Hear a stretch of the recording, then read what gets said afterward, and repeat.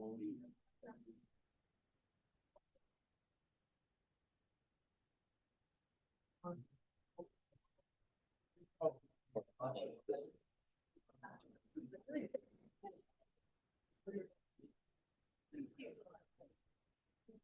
right, take a guess. If you're not sure, just put something in there.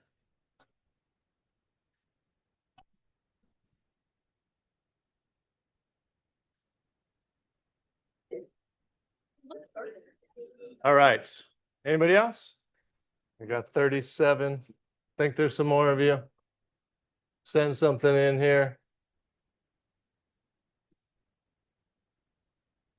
Almost everybody's here. Okay. All right. So yeah, we're a little bit spread out there. Probably the majority of you saying A, 100 million neurons in the spinal cord. The answer is, oops, sorry, I used to have that pop up. The answer just in the spinal cord is 1 billion. Yeah, 1 billion just in the spinal cord. In the total central nervous system, CNS total, there's 100 billion in the central nervous system total. So 99 billion in the brain, right? 1 billion in the spinal cord. So just an incredible amount of neurons that run our central nervous system. Okay, let's watch a brief little video that just kind of gives a nice little visual overview of the central nervous system and the spinal cord. So let's do that right here.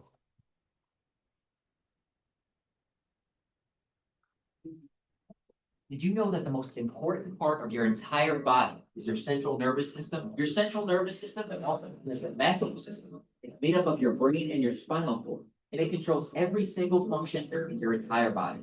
In fact, your central nervous system is so important that it's the only body part that is totally encased in bone and for its protection. Starting at the top is your brain. And your brain is the central processing unit of your body, and it coordinates and computes all the electrical signals that are sent throughout your nervous system and your entire body. So from your brain, electrical impulses or signals are sent down your spinal cord and travel all the way to the base of your spine. And branching off of your spinal cord are these fine thread-like structures called spinal nerves, and they exit between the vertebrae of the spinal column to supply all your muscles, cells, and organs. And from there, the electrical impulses are sent back up to the brain in a feedback loop. And at every level in your spine, the exiting spinal nerves supply specific muscles and organs. For instance, starting from your lower back, these spinal nerves supply such structures as your legs, reproductive organs, bladder, kidneys, and colon. As we move up the spine to the upper back or thoracic spine, the exiting spinal nerves supply such organs as your liver, stomach, heart, and lungs. Moving up further to your neck, these nerves supply such structures as your eyes, ears, throat, and arms. Now, in a healthy spine, your spinal bones or all right, we'll stop there. Yeah, so it just gives you a little overview of kind of everything being sent out from the central nervous system. We've already dove into the spinal nerves and kind of how they exit the spinal cord. So a lot of this that we'll talk about next, kind of the anatomy of the spinal cord, will be familiar to you because it's similar in setup. Okay. So when we're looking at the spinal cord, if we take a cross section of it, which just means we like chop it, right, and then we're looking down on it. Okay. We have two kind of indentations in the spinal cord, and these are called sulci. Okay. So there's the dorsal median sulcus. Okay. So that's the one in the back here. Okay. So that's just like that indented part, right? And then we have one of those on the anterior side too, the ventral median sulcus. Okay. So that's just kind of some of the anatomy. You guys are familiar with these spinal nerves, the dorsal root ganglion already, right? But then let's look at the gray matter. Okay, so when we talk about gray matter versus white matter, gray matter is the stuff that's darker here, right? It's this stuff. It's the gray stuff there, right? And what gray matter is made up of is the cell bodies of neurons. Okay. So cell bodies of neurons are what make up gray matter. And then, of course, some synapses too, right? Because anywhere we have cell bodies, we have neurons coming into that area, interacting with the dendrites there, with the cell bodies themselves, okay? And so what we see is, so we're going to kind of dissect the different parts of this gray matter because they each kind of contain different types of neurons throughout. Okay, so that's what we'll look at is the different parts of gray matter here. Okay, so the first part of the gray matter to note is called the dorsal horn. Okay, so those are the little tips that kind of stick posteriorly, right? So we already know that the dorsal part of the or the dorsal roots contain what type of neuron? Only. That's the Dave thing, right? Dorsal afferent, right? So then it makes sense that the dorsal horn has some afferent information as well, right? So it's receiving information from the afferent neurons that are coming in and then helping transmit that up to the brain. Okay, so remember that those sensory or afferent neurons look like this, right? And the cell body part is right here in the dorsal root ganglion. And then we got some axons going out this way and axons going out here, right? So we might have some interactions right there with other cells, right? So we got cell bodies there that are being interacted with by these sensory neurons. And so that's why we have gray matter there, because there's cell bodies there, right? And those sensory neurons are going to be interacting right there. Okay, so it's a dorsal horn. This is afferent information. Okay, and then we look at the ventral horn. Okay, so that's the bottom part or the front part, the anterior part here up at the bottom of this image. Okay, the ventral horn is cell bodies of somatic motor neurons. All right, so these are the motor neurons that activate all of our skeletal muscle. Okay. What you'll see here, if you've been studying that stuff for Wednesday's class and for the lab, then you know that the primary motor cortex is part of the frontal lobe and it's up here, right? So these, and up there we have what are called upper motor neurons. Okay, so we'd have a cell body of a motor neuron up here. It would send its axon down. It's going to cross over to the other side at some point and then get right here to this part. And it's going to interact with a lower motor neuron next. So you've got another motor neuron there. The upper motor neuron and lower motor neuron interact right there. So this is the cell bodies of those lower motor neurons. They're then going to send their signal out via this ventral horn here, right? So that's going out to the muscle that we're trying to contract, right? And so again, the signal's starting in the primary motor cortex. It's starting by one of these upper motor neurons. And that's definitely important to note that the signal always crosses over to the other side of the body. Okay, so what that means is if I want to contract my right bicep, that means I'm using the left part of my brain to do that, right? I'm using upper motor neurons in the left part of my primary motor cortex up here to then cross over and get to the other side of my body there for those for that muscle. Okay, most of our innervation of our body is that way, where it's the opposite side of the brain, except for what you guys will study for one of the classes next week, which is the cranial nerves. Cranial nerves go directly to the side that they're on because they don't go through the spinal cord. They don't use the spinal cord. They go right from the brain right to the spot where they're innervating. But almost everything else is going to cross at some point. So then it's like the left side of the brain controls the right side of the body for the most part. Yeah, Ethan. Is it possible that there's something there? Say that again. Is it possible? I don't think so. Yeah, I've never heard of that. Yeah, yeah. You have anything you're thinking of? Or you're just curious? Yeah. No, I've never heard of that. Yeah. I'm sort of confused. Are you saying like the spinal nerve is like the spinal is getting sent up to the spinal nerve is getting sent up to the brain and that's what crosses it over? So if it like goes through the spinal nerve, that's what makes it cross over? Or Are you thinking of the crossing over that we talked about Yeah. when we were talking about the spinal nerves? So a different type of crossing over that happens up here in the spinal cord, actually, or even this one is even spinal cord. This is like in the brainstem here. But so we have the crossing over we talked about here for example, for the afferent neurons that are coming from the dorsal side to get to the ventral side, they had to cross over to do that, right? That's kind of what you're thinking of. But that's separate. That's different from what I'm talking about here. If we want to contract muscle on this side of the body, the signal is going to start on this side of the brain. Yeah. It's going to come down, cross over, and it's still going to go to the ventral part of the spinal cord and go through that ventral root. But it's going to end up on the other side of the body than where it started on the brain. If that makes sense. that does. Yeah. Okay. Yeah. Other questions on that? Yeah. Josh? Cell bodies are in the like ventral and dorsal ports, but are they also in the roots? Well, Uh, okay. for the sensory neurons right here in the dorsal root ganglion, there's cell bodies there. Yeah, but then we have, but not on the motor side, right? On the motor side, those cell bodies are here. Okay, on the sensory side, the cell bodies of the neuron that went out to be my touch receptor or pain receptor in my finger, that cell body's right there. But then the other axon is going to come in and interact with another neuron right here that has its cell body right there, that then sends a signal up to the brain. That makes sense? Kind of, yeah, yeah. So we usually have at least a 2 neuron chain to get that signal from the body up to the brain, right? And so the sensory neurons that I was showing here, this one here, right? The body is right there. This axon goes all the way out to wherever, the tip of my finger or whatever. This axon might just stop right here.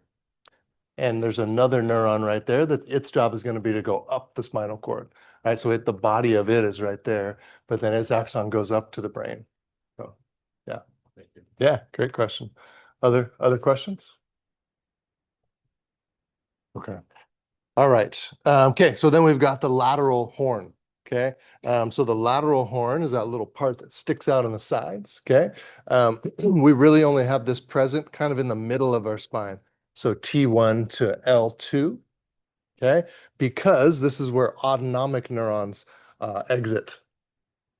Okay. And this is mostly just for the abdominal organs, meaning that we don't need this higher or lower because we don't have abdominal organs that are being innervated by the autonomic nervous system at those other levels. So it's really just kind of in the center of the spinal cord that we have this.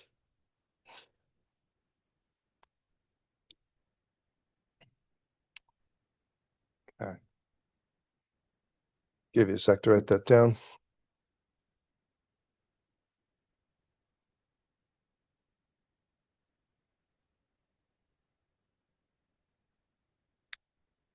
Okay. Questions on this at all? Okay, so that's the gray matter of the spinal cord, but then you can see there's some white stuff out here too, right? So the white stuff is the white matter, okay? And white matter is going to be mostly axons that are myelinated, right? Because what was that myelination made out of? Lipids, right? Lipids tend to be white, okay? And so white matter is myelinated axons in the spinal cord. Okay, so some of those are coming in, right? Some of those sensory neurons are coming in, right? So on the motor side, we're sending them out, right? Some of it all is also neurons that go up and down too, right? Some of those are myelinated as well. So we've got just a bunch of myelinated axons kind of on the outside of that butterfly-shaped gray matter on the inside. Okay.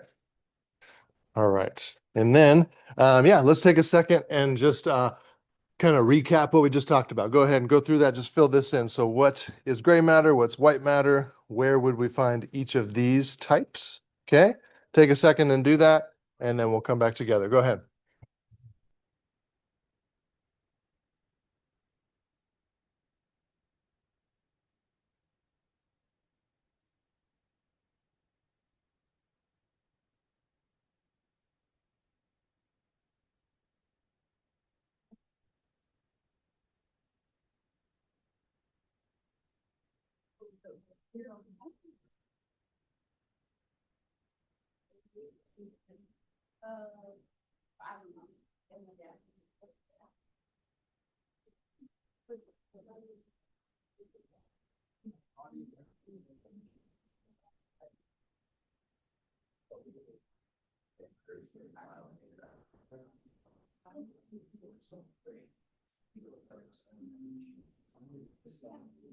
Oh, okay. I was like, wait, no way. I'm pretty sure.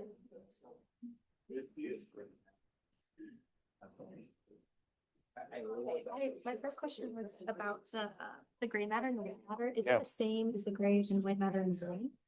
Yep, The same. Same concept. Yep, as same the concept. dendrites and okay. Absolutely. And then my second question was about the Dave little, Mhm. does that apply to the ventral horn and all of that as well? Yeah, It's because the that's the efferent ones, which are so it's all same- motor. efferent Mhm. dorsal.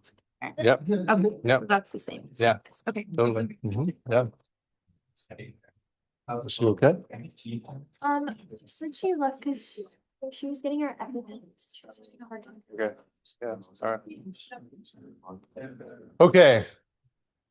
All right. So quick recap of this, right? So gray matter, what do we find in the gray matter? What is it? Cell bodies, dendrites, those interactions, those synapses, right? And then the white matter would be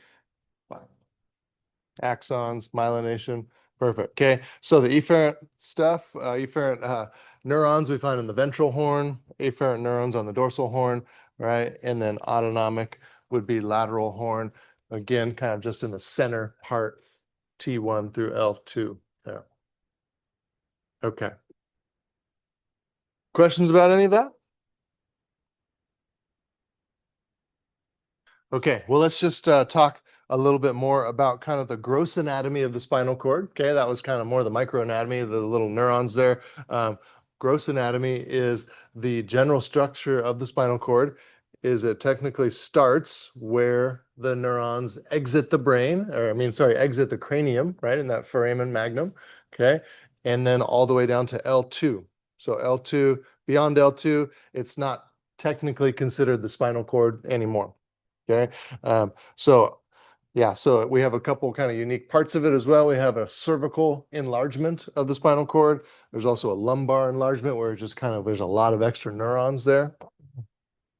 And then what we call it after L2 is called the cauda equina. And the cauda equina means horse's tail. How many people grew up with horses?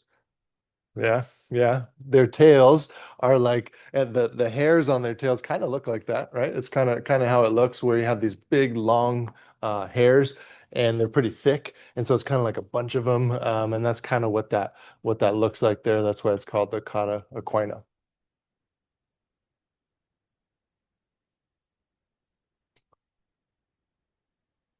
Okay, the reason that the cervical part is so much thicker than the rest of it, is because all of the neurons coming from the brain have to go through there and none of them can exit yet, right? We can't have neurons leaving each point right here because there's nowhere for them to go yet, right? There, it's just the neck, right? So in there, so all the neurons kind of have to collect in here before they can exit right here, right? So there's an enlargement there because of that kind of buildup of a bunch of neurons before they can actually leave once we get down to the bottom of the neck there. So, yeah. Okay. All right. So just a couple things about the spinal cord and the different layers. Okay. We'll talk about the different layers of the meninges here in a second, but one of the layers that kind of protect all of the central nervous system is called the dura mater. Okay. And so the dura mater is the most external layer that protects both our spinal cord and our brain. Okay. It's the toughest one. It's the thickest one. Okay. And so, yeah, so anytime we need to get inside of the area where the spinal cord is, we got to get through that dura mater first. Okay. And so a couple general things about this is sometimes there's procedures done that are called epidurals, right? So epidurals mean that we're poking into the spot just outside of that dura mater. Okay. So who's heard of what would be an application of an epidural? Where have you heard of an epidural happening? Ashley? In labor. In labor, right? Yeah, to numb the pain from the waist down while a woman is giving birth, they can get an epidural. Okay, absolutely. And so what that means is the anesthesiologist is usually the one that does it. They have to go through all these different layers with the needle, right? First of all, they have to feel for the spinous processes in these two areas, right? Because you don't want to poke a needle into the bone. That doesn't feel good, right? So you got to be between those spinous processes. Okay. They typically have the woman kind of curl their back over. They have to sit on the side of the bed and curl their back over so the spinous processes kind of open up a little bit. I'm telling you this from not exact experience because I haven't given birth, but I've watched my wife have an epidural multiple times. And one time I was watching this happen at Kaiser here in town, and she was in labor, right? So she's already in labor, she's having contractions, and they have you sit up on the side of the bed and then bend over like this, which is already really hard because you're in labor and they're having you bend over, right? I mean, like curl your back over.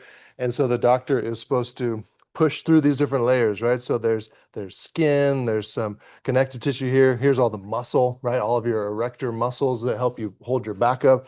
And then there's a really thick ligament right here too, okay? So they know that when they hit that ligament, that's they know where they're at because it kind of stops right there, right? And then they have to like very gently kind of push past that ligament. But the problem is you have to create quite a bit of pressure to get through that ligament, and you don't want to get into the spinal cord, right? An epidural is outside of the dura mater, right? And so you have to just get past it, right? Just to that point, and that's where you can put the medicine in, and then it numbs from the waist down, right? So that's different than when you get a spinal tap done. Has anybody had a spinal tap done? That's when they actually pull cerebral spinal fluid out of your spinal cord. Okay. In that case, you go through the dura mater and you want to get inside there, but you do that lower down in the cauda equina where there's more room, right? The up here a little bit higher, there's less room, so there's less room for that needle to get in there. So during my wife's second, I think it was the second now. Yeah, I'm pretty sure it was the second. But so she was going through this process doing that. The guy was doing it, he pushed, and then all of a sudden I just saw my wife's leg like kick out like this. And she kind of like grunted like something hurt. And and the doctor got like very flustered. I could tell that like something didn't quite go right and her leg kicked out. And so then he was just like messing with the bandage. He was all flustered. Then he just kind of like stormed out of the room. And like, okay, like what just happened? And then he comes back in like 10 minutes later, and he's like, you're in healthcare, aren't you? He pointed at my wife, and she's like, yeah, I'm a nurse. It's like, I only mess up on healthcare practitioners. He was like the head anesthesiologist at Kaiser that's done thousands of these, right? But he went too far, right? He poked through the dura mater. And went into the spinal cord a little bit, right? Luckily, no permanent damage, but he hit one of her nerves for her legs, right? And that's why her leg kicked out like that. But yeah, it was funny. His theory was he only messes up on healthcare people, but yeah. Yeah, so I'll talk about that. Yeah, so there's a slight risk of severing a nerve, which would be really bad, right? The bigger risk is a spinal headache, because when you lose some cerebral spinal fluid, it throws off the pressure in your brain and your spine. And spinal headaches are pretty much like completely debilitating for 2 to 3 weeks at a time. Like you can't get out of bed for a couple weeks. And that's the last thing that can happen when you're dealing with a newborn, right? So like in the middle of, yeah, so it's kind of like the worst case scenario.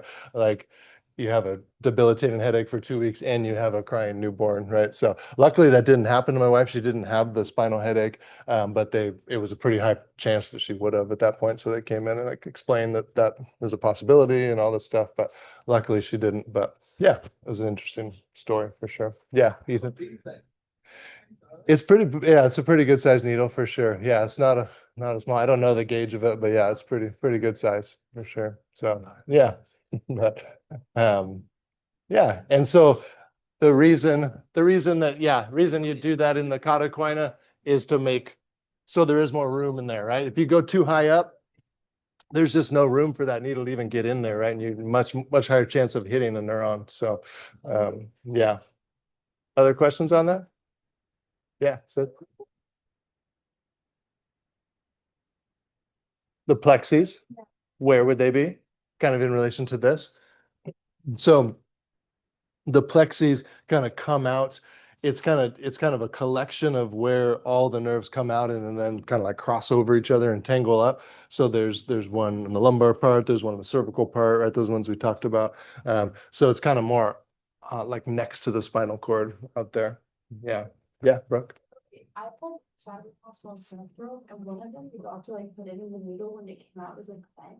Mm. Would that be okay? Would have been like, I got it went all the way, like came out, Really? it was like. It was bent. Oh, dang. I mean, it could have hit a vertebrae, or it could have just been that ligament that just kind of went at it at the wrong angle, and it was a thinner needle that bent. But that'd be my guess. But The ligament's pretty tough though, and they can tell when they hit it, like it's pretty hard, then you gotta like get through that. And so if you hit that at the wrong angle, it could bend the needle probably. Yeah, yeah, so, yeah. All right, other questions on that? Yeah, Kieran? Are there like serious injuries and are those like pretty common? Yeah, they're not common at all. No, very uncommon to have a serious injury with this. But yeah, it is possible for sure. Yeah, definitely. A lot of injections now are ultrasound guided. Now that ultrasound is so common, right? You can actually watch where the needle's going and see exactly what you're looking for. That's more common now. I don't know if they're doing that with epidurals now, but they weren't back then. So yeah. Yeah, with an epidural. Yeah, sometimes it's just not enough medicine, or sometimes it just didn't go in the right spot. Sorry. And so it's just a matter of like you're just putting it in this little pocket of space between the ligament and the dura mater, and just hoping it hits all the right neurons, right? So sometimes some of it just diffuses out of that space, and it just doesn't hit all of them. And so but then they'll usually leave a port in there so they can add more medicine to it, and that's usually what they'll do. And so a lot of times the woman has a button to press too to add some more stuff to, add some more of the medicine if they're not feeling it. But yeah, and then sometimes there's pain higher up at levels that aren't covered by where the epidural is too, because that's just kind of getting everything like down from where they put the needle in. So yeah, for some reason. Yeah, other questions on that? Okay. All right. So yeah, so we can kind of just walk through this. This is what we've already done. These are just labeling those same sections, but now it's just kind of putting it in the context of knowing the spinal cord as well, right? So A is going to be the dorsal root, right? That's where those afferent neurons are coming in, right? B is going to be the dorsal ramus, right? So this is now sensory and motor, exiting the spine there, that spinal nerve. And then we've got the ventral root, right? This is all the efferent neurons. Okay, so again, coming from that, from the part of the spinal cord we were just talking about, the gray matter and the white matter, right? And then we've got D there, the dorsal root ganglion, as we've been discussing. And then finally, E is that last part, the ramus, right? The ventral ramus. Okay. Yeah, and go ahead and answer that clicker question just to make sure we're on the same page. You guys still have the letters there. So go ahead, just check with your teammates real quick on that. Decide what the answer is for that.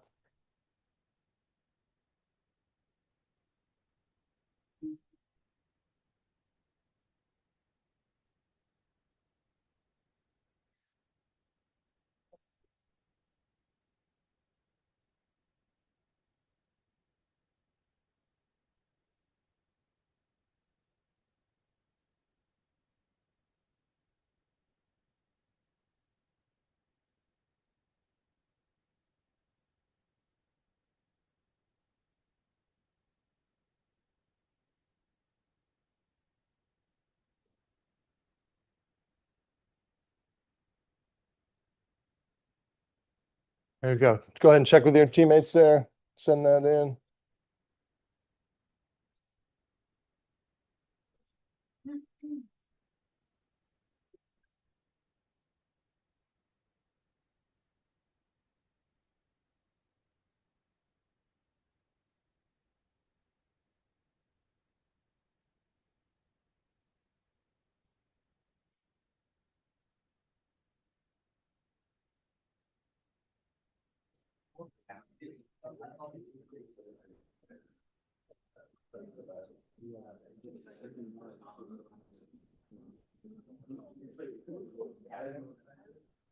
You can just go back to your dorm. You don't need to be in there. Are you sure? I mean, there's no reason to be here if you're sleeping. No, it's not just that. I know I'm not trying to. I'm just saying, go get some rest. Yeah. Is this gonna penalize me? And it's just the same old thing with the points on the clickers, but so, yeah. Is You probably are almost already there. That's up to you. Yeah.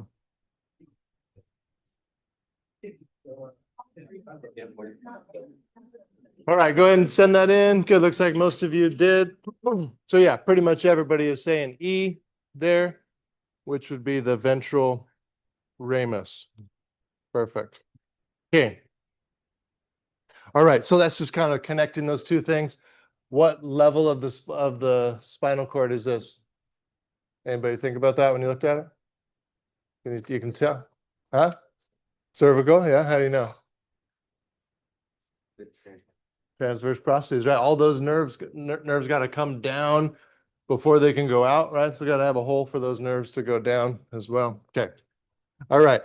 Okay, let's talk a little bit about the protection of the central nervous system and how we do that. Okay, so obviously we've got protection of the central nervous system by our skeleton, right? Our cranium is very helpful with that. Okay, so in the brain, we got the skull, we got the cranium. Okay, the spinal cord, we have vertebrae, right? So here's our little spinal cord in the middle. It's almost completely surrounded by bone, except for the little parts where the nerves exit, right? And then we've also got this fat pad around the vertebrae as well. So there's fat in here, so that provides some cushion around the spinal cord, okay? And then both are protected by meninges. We'll talk about those in a second. These are connective tissue layers. Both are protected by cerebral spinal fluid, or CSF. And then both also have what's called the blood-brain barrier, which is just like an extra layer of protection that doesn't allow our blood to fully interact with our central nervous system.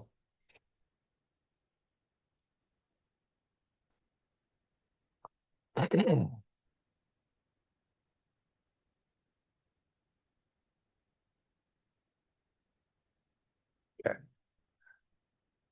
All right. Okay, so we've talked about the point at which the spinal nerves exit the vertebrae.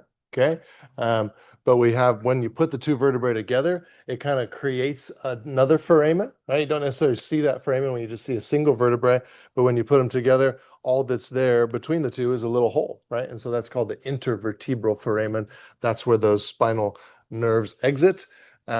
Which really protects them all the way until they exit, right? So then when they exit, they're kind of unprotected after that, okay? The meninges are important membranes that help protect our whole central nervous system. Again, the most exterior one, the most external one is called the dura mater. The dura mater means tough mother, okay, in Latin. That's what it means, okay? And so this is the toughest part of these meningeal layers. Okay, and it's typically two layers. Okay, so there's kind of this fused outer layer that is, so you can see the two layers right here. So the periosteal part of it and the meningeal part of the dura mater. Okay, so the periosteal part is really just a membrane layer of the bone there, right? So it's just fused with the bone. And then the next layer is kind of the true meningeal part of it, which is right below it. Okay, so that's our dura mater. And we can see it here in the spinal cord as well. We were just seeing it in that other image, right? But it's going to be the most exterior one. We don't have that periosteal layer in the vertebrae because there's a layer of fat between the bone and the dura mater. So we only have that single layer here in the spinal cord versus the double layer in the brain. Okay, the next layer down is called the arachnoid mater. The arachnoid mater is, yeah, just so we got dura mater here, arachnoid mater is next. Okay, and then there's this space between the arachnoid mater and the pia mater. The pia mater is the last one. That's just a membrane that's just directly on the neurons here, right? So in that space between is one of the primary places where we have cerebral spinal fluid. So there's that kind of like cavity between the arachnoid mater and the dura mater. And that's where a lot of our cerebral spinal fluid is found, and that's what kind of makes our brain kind of float. It's kind of able to shift around in that space there. Yeah, Ethan? Say it again. Yeah, so it's in this layer right here, which is between the arachnoid mater and the pia mater. That's this kind of fluid-filled space there. Okay. All right, so all of these, you've maybe heard of some of these names with in terms of a head injury. Okay, when somebody has an intracranial bleed, it's usually defined by its relationship to these different layers. Okay, so there's four primary types of intracranial bleeds. And so one of those would be called an epidural bleed, right? So this is pretty much between the dura mater and the skull, right? So that's where and it's all about where the blood is found, right? Where the blood is building up, okay? We can have a subdural bleed or a subdural hematoma, right? So that's below the dura mater, but on top of the arachnoid mater, so in that space, okay? And then we can have a subarachnoid bleed. Subarachnoid is in that space we were just looking at here between the pia mater and the arachnoid mater, so right in there, okay? And then finally, we can just have what's called an intracerebral bleed or a parenchymal bleed, which is underneath the pia mater and it's just in the brain itself, right? So all of these are dangerous for sure. We'll spend some time next week, I think on the last class that we actually do new material on Wednesday, we'll talk about head injuries more and some of the consequences. But if somebody has one of these bleeds and it's putting pressure on the brain, then just like in the movies, you really do have to drill a hole in the cranium to relieve that pressure to try to save brain tissue, right? How many people have watched The Pit recently? Anybody? No, none of you guys yet? Okay. Oh, you a couple, yeah, yeah. If you're, especially if you're going into nursing, it's a super cool show to watch. But it's one of these shows where every episode is like an actual hour in the ER in this place in Pittsburgh, and it's super intense, but it's a good show for sure. So they're just getting a second season going, but that happens multiple times. I think they have to drill into people's skulls constantly. But it is a real thing. It's not just a TV show thing. You do have to do that sometimes. So yeah, questions about these at all? Okay, all right. So yeah, and the other thing the other clinical application here with the meninges is meningitis, right? So meningitis is inflammation of one of these layers, okay? The meningitis vaccine protects against bacterial meningitis, but not viral meningitis, okay? So viral meningitis or bacterial meningitis can be super dangerous, but even just any virus or bacteria that gets into your body, if it's able to get itself into these meningeal layers, can turn into meningitis. So it's not necessarily just one specific thing, but yeah, you get lots of pain, lots of severe headaches, lots of stiffness in the back and neck and things like that because it's these layers that are actually infected. So yeah, okay. When you say layers, like what layers are you talking about, like the dura mater? Yeah, all the meninges. So the meninges is the bigger name for the three layers we were talking about. So the dura mater, arachnoid mater, and pia mater. So that's what's infected in meningitis is those layers. Yeah. Good question. Okay. Cerebral spinal fluid is also an important part of protecting our brains. Our cerebral spinal fluid, as we talked about, is secreted by those ependymal cells, right? And so we have certain places in our brain where we have a lot of the cerebral spinal fluid, and those ependymal cells are helping to circulate that, right? And so cerebral spinal fluid is very similar to what we call the plasma part of our blood, which is not the red blood cells, not the white blood cells, but everything else in the blood. So it's like the watery part of our blood. Okay. We only have about 150 mils of cerebral spinal fluid in our bodies. Okay. But we form about 500 mils per day of this fluid. So that means we're constantly replenishing this stuff.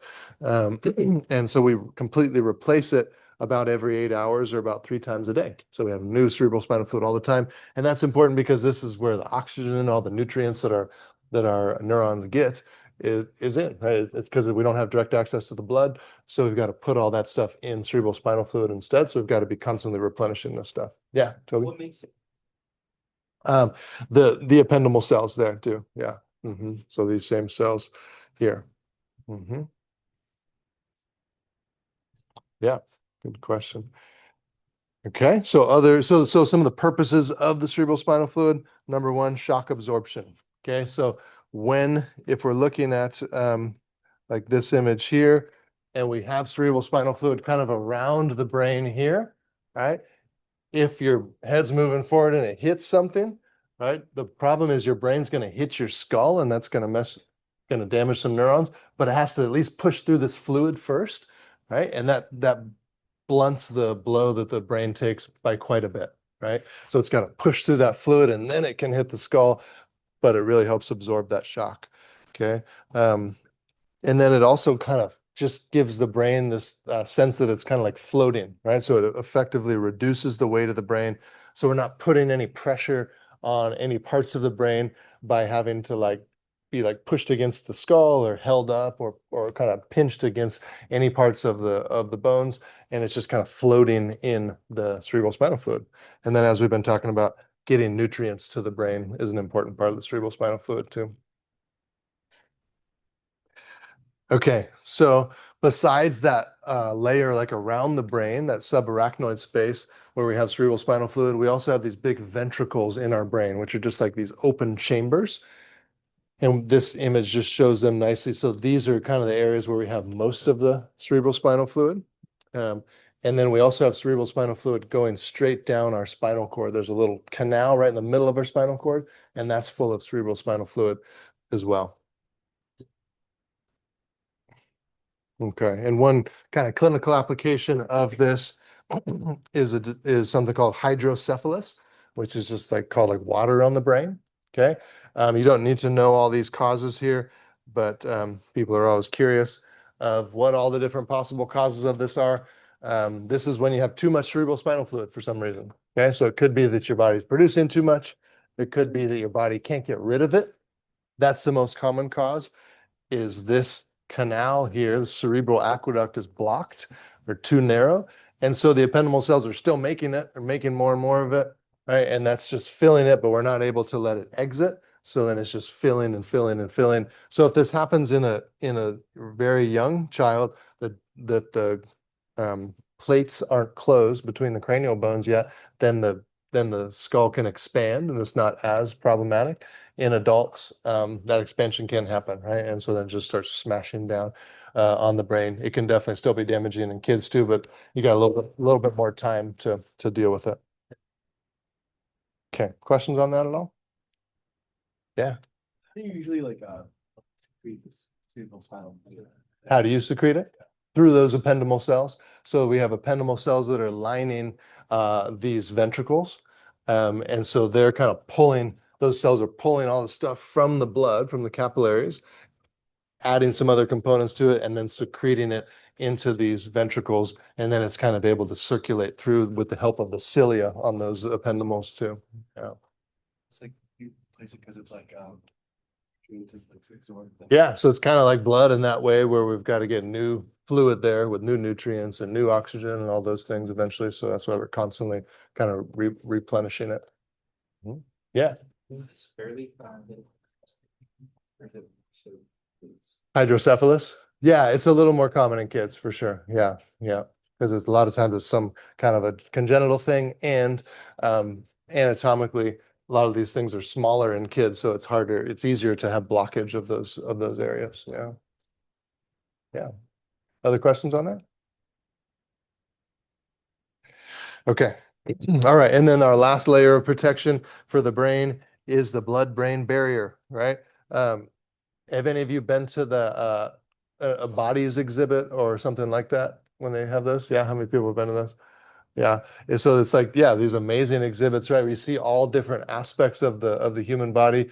One of the ones that's my favorite is the one that's like a full human, but it's just their vascular system. You guys remember that? So it's like looks like this, right? But it's a full human and you just see all their blood vessels, right? And the amazing part about that one is, to me at least, is like the brain has so many blood vessels in it, right? It's just packed with blood vessels, but then like contradictorily, like blood can't get to the brain somehow, right? There's this blood-brain barrier, right? And so it means we need everything that the blood has, right? But with the blood still doesn't have direct contact with the brain. That's what the blood-brain barrier is.